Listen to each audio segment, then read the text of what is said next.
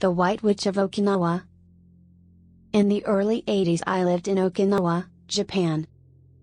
My dad thought that seeing the world would be an adventure that would help my brother and I become better men, and I have to say I think he was right.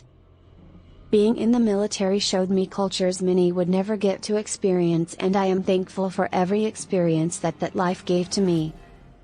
Even the scary ones. While we lived in Japan, my father wanted us to have a fully immersive experience, so he chose to move us into a small Japanese neighborhood off base.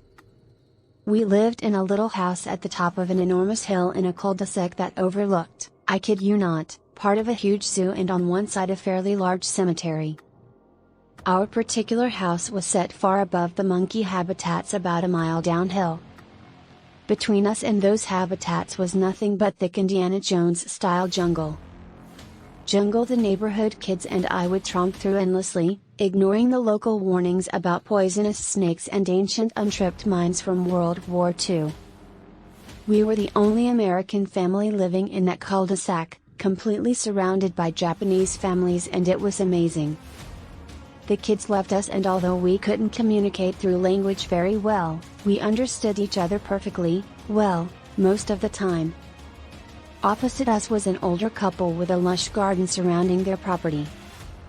The older woman wanted us to call her Mama-san, and she had us helping her garden whenever she could coax us over with green tea and chocolate/banana cookies.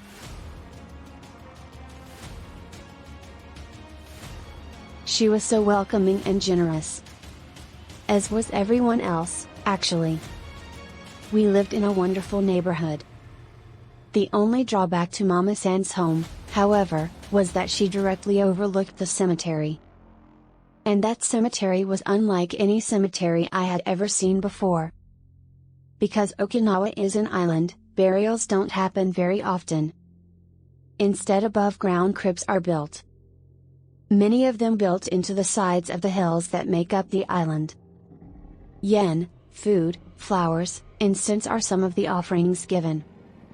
Below Mama-san's house was a valley that swooped back up into another hill opposite her home. That valley and both hills were covered with these crypts, and spider webbing up and down through the crypts were various stone step pathways that were old and badly maintained.